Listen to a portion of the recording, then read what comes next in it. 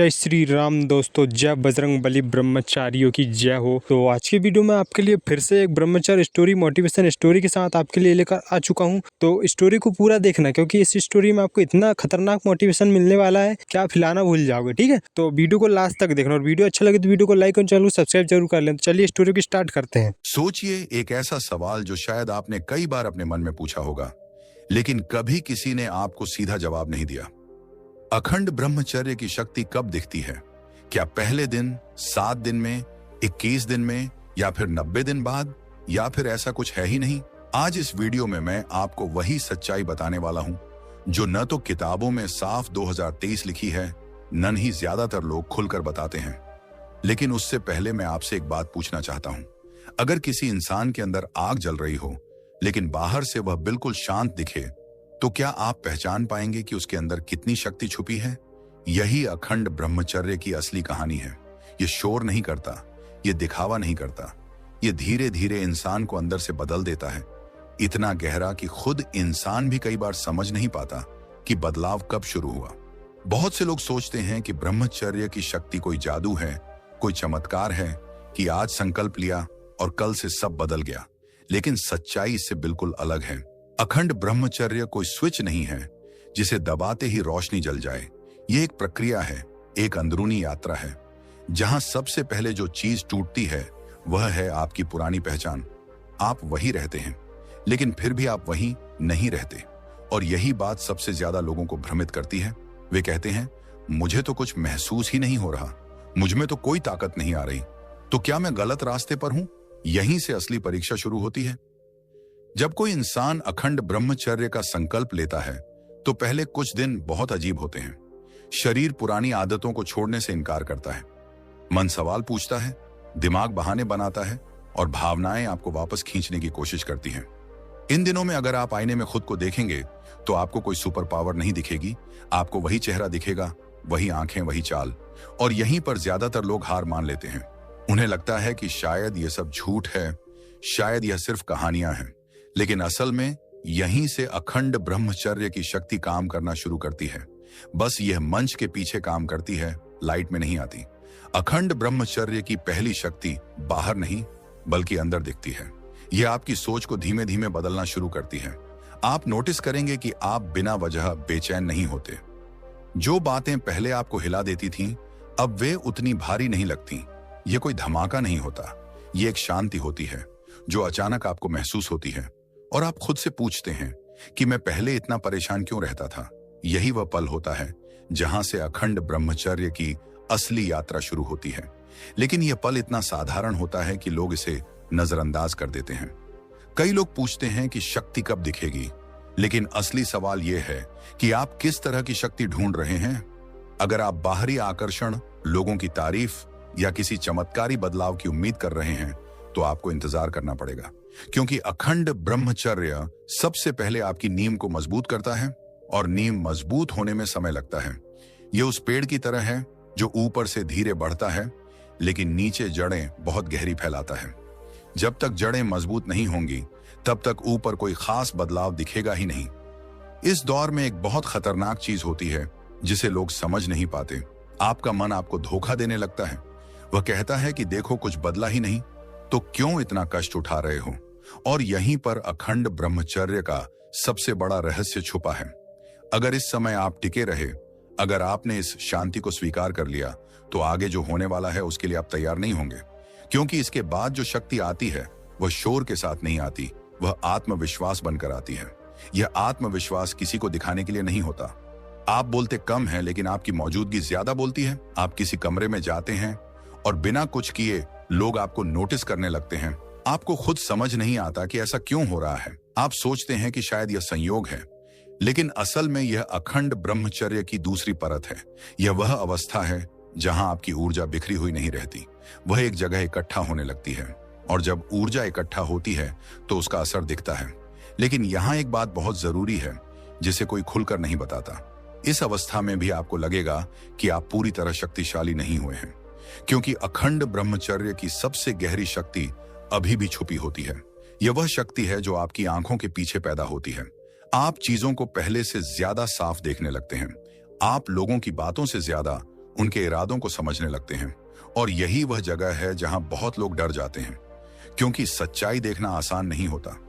जब अखंड ब्रह्मचर्य गहराता है तो यह सिर्फ इच्छाओं को नहीं रोकता, यह आपको जिम्मेदार बनाता है। आप अब अपने फैसलों से भाग नहीं सकते। आपको साफ दिखने लगता है कि आपकी जिंदगी में क्या सही है और क्या गलत। और यह साफ दिखना कई बार दर्द देता है। इसलिए लोग कहते हैं कि ब्रह्मचर्य कठिन है, लेकिन कठिन इसलिए नहीं कि इसमें त्याग है, बल्कि इसलिए कि इसमें सच है। अब सवाल आता है कि फिर असली शक्ति कब दिखती है? इसका जवाब सीधा नहीं है। असली शक्ति उस दिन दिखती है जिस दिन आपको खुद से भागने की जरूरत नहीं पड़ती, जिस दिन आप अकेले बैठकर भी बेचैन नहीं होते, जिस दिन आपका मन बाहर कुछ ढूंढने की बजाय अंदर स्थिर रहता है। लेकिन इस अवस्था तक पहुंचने से पहले एक और चरण आता है जिसके बारे में बहुत कम लोग बात करते हैं। इस चरण में आपको लगेगा कि सब कुछ रुक गया है, न कोई खास खुशी, न कोई खास दुख, बस एक खालीपन। लोग इसे गलत समझ लेते हैं। वे सोचते हैं कि शायद वे गलत रास्ते पर हैं, लेकिन यह खालीपन असल में जगह बना रहा होता है। यह वह जगह है जहां पुरानी आदतें मर रही होती हैं और नई चेतना जन्म लेने वाली होती है। अगर आप यहां टिक गए तो इसके बाद जो होगा वह आपकी कल्पना से बाहर होगा। और यहीं पर मैं इस पहले भाग को रोकना चाहता हूं, क्योंकि अब तक आपने अखंड ब्रह्मचर्य की सिर्फ शुरुआती परतों को समझा है। अभी आपने देखा कि शक्ति बाहर से पहले अंदर क्यों आती है और क्यों ज्यादातर लोग इसे पहचान नहीं पाते। लेकिन अगले भाग में हम उस अवस्था की बात करेंगे जहां अखंड ब्रह्मचर्य सिर्फ शांति या आत्मविश्वास नहीं रहता, बल्कि वह आपकी पूरी पहचान बदल देता है। वह अवस्था जहां आप बिना कुछ किए प्रभाव छोड़ते हैं, जहां आपकी मौजूदगी सवाल बन जाती है और जहां असली शक्ति खुद बोलने लगती है। अगर आप सच में जानना चाहते हैं कि अखंड ब्रह्मचर्य की शक्ति कब और कैसे पूरी तरह प्रकट होती है, तो दूसरे भाग के लिए तैयार रहिए, क्योंकि आगे की सच्चाई हर किसी के लिए नहीं होती। अब तक आपने यह समझ लिया कि अखंड ब्रह्मचर्य की शक्ति बाहर दिखने से पहले अंदर जन्म लेती है। अब इस दूसरे और अंतिम भाग में हम उस बिंदु पर पहुंचेंगे जहां यह शक्ति सिर्फ महसूस नहीं होती, बल्कि जीवन का स्वभाव बन जाती है। यह वह चरण है जहां इंसान कुछ साबित करने की कोशिश नहीं करता, फिर भी उसकी मौजूदगी बहुत कुछ कह देती है।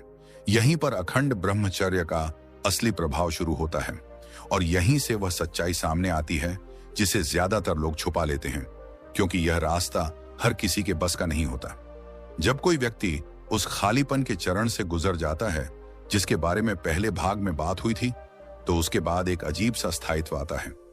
यह स्थायित्व उत्साह से भरा हुआ नहीं होता, बल्कि शांत और गहरा होता है। अब मन बार बार भागने की कोशिश नहीं करता। अब इच्छाएं दरवाजा खटखटाती जरूर हैं, लेकिन अंदर तक हिलाने की ताकत नहीं रखती। यही वह जगह है जहां अखंड ब्रह्मचर्य साधना बनता है। और साधना से स्वभाव आप कुछ अलग करने की कोशिश नहीं करते, लेकिन आप अलग हो चुके होते हैं। इस अवस्था में सबसे पहला बदलाव यह होता है कि आपकी प्रतिक्रिया बदल जाती है। पहले जहां आप तुरंत जवाब देते थे, अब वहां आप ठहर जाते हैं। लोग इसे कमजोरी समझते हैं, लेकिन यही ठहराव आपकी सबसे बड़ी शक्ति बनता है। आपको अब हर बात पर बोलने की जरूरत नहीं पड़ती, क्योंकि आपको साफ दिखता है कि क्या बोलने लायक है और क्या नहीं। यही कारण है कि ऐसे व्यक्ति की बात कम, लेकिन असर ज्यादा होता है। अखंड ब्रह्मचर्य की शक्ति यहीं से दिखाई देने लगती है, लेकिन बहुत सूक्ष्म रूप में। अब लोग अक्सर पूछते हैं कि क्या इस समय कोई खास अनुभव होता है। सच्चाई यह है कि कोई फिल्मी अनुभव नहीं होता, कोई रोशनी नहीं दिखती, कोई आवाज नहीं आती, लेकिन आप खुद को पहले से ज्यादा सच्चा पाते हैं। आपको अब दिखावा करने में थकान महसूस होती है। आप बनावटी बातचीत से बचने लगते हैं। आप भीड़ में होते हुए भी अकेले रहने में सहज हो जाते हैं। और यही वह गुण है जो समाज में बहुत दुर्लभ है। जैसे जैसे अखंड ब्रह्मचर्य गहराता है, वैसे वैसे आपकी ऊर्जा बिखरना बंद कर देती है। आप बिना ज्यादा मेहनत के भी काम पूरे कर लेते हैं। आपकी एकाग्रता मजबूत होती है, लेकिन वह तनाव के साथ नहीं आती। यह एक सहज एकाग्रता होती है। आप जिस काम में लगते हैं उसमें पूरी तरह उपस्थित होते हैं। यही कारण है कि ऐसे लोग जो अखंड ब्रह्मचर्य का पालन करते हैं, वे अपने क्षेत्र में अलग पहचान बनाते हैं, भले ही वे ज्यादा बोलते न हों। यहाँ एक और महत्वपूर्ण बात होती है जिसे समझना बहुत जरूरी है। इस चरण में अहंकार वापस आने की कोशिश करता है, लेकिन नए रूप में। अब वह कहता है कि तुम दूसरों से बेहतर हो। अगर इस जाल में आप फंस गए तो पूरी साधना कमजोर हो जाती है। लेकिन अगर आप इस अहंकार को भी देख पाते हैं और उससे दूरी बनाए रखते हैं तो अखंड ब्रह्मचर्य की शक्ति स्थिर हो जाती है। यह स्थिर शक्ति ही असली शक्ति है, क्योंकि यह गिरती नहीं। अब अखंड ब्रह्मचर्य का असर सिर्फ आपके भीतर नहीं रहता, बल्कि आपके आसपास के वातावरण में भी महसूस होने लगता है। लोग बिना कारण आपसे सलाह लेने लगते हैं। कुछ लोग आपकी उपस्थिति में असहज महसूस करते हैं और कुछ सुरक्षित। यह इसलिए नहीं कि आप कुछ खास कर रहे हैं, बल्कि इसलिए कि आपकी ऊर्जा साफ है, आपके भीतर कोई छुपा हुआ द्वंद्व नहीं चलता। और जब भीतर शांति होती है तो बाहर उसका प्रभाव अपने आप फैलता है। इस अवस्था में व्यक्ति को सबसे बड़ा उपहार मिलता है, स्पष्टता। आप जीवन के फैसलों को लेकर भ्रमित नहीं रहते। आप जानते हैं कि क्या करना है और क्या नहीं। आप भीड़ की दिशा में नहीं चलते, बल्कि अपनी अंतरात्मा की दिशा में चलते हैं। और यही वह जगह है जहां अखंड ब्रह्मचर्य की शक्ति पूरी तरह प्रकट होती है। यह शक्ति आपको नियंत्रित नहीं करती, बल्कि मुक्त करती है। बहुत लोग यहां आकर पूछते हैं कि क्या यही अंतिम अवस्था है? सच्चाई यह है कि अखंड ब्रह्मचर्य का कोई अंतिम बिंदु नहीं होता। यह एक निरंतर गहराने वाली प्रक्रिया है। लेकिन हाँ, एक बिंदु ऐसा जरूर आता है जहां आप इसे बोझ नहीं, बल्कि आशीर्वाद की तरह महसूस करते हैं। जहां आपको लगता है कि आपने कुछ छोड़ा नहीं, बल्कि बहुत कुछ पाया है। इस पूरी यात्रा में सबसे बड़ी गलती जो लोग करते हैं वह तुलना है। वे दूसरों की कहानी सुनकर अपनी प्रगति को आंकने लगते हैं। लेकिन अखंड ब्रह्मचर्य व्यक्तिगत अनुभव है। हर इंसान का समय अलग होता है, हर इंसान की परतें अलग होती हैं। इसीलिए शक्ति कब दिखेगी इसका कोई तय दिन नहीं होता। ये उस दिन दिखती है जिस दिन आप अंदर से स्थिर हो जाते हैं। अगर आप यहां तक पहुंचे हैं तो एक बात समझ लीजिए कि अखंड ब्रह्मचर्य का रास्ता अकेला है, लेकिन कमजोर नहीं।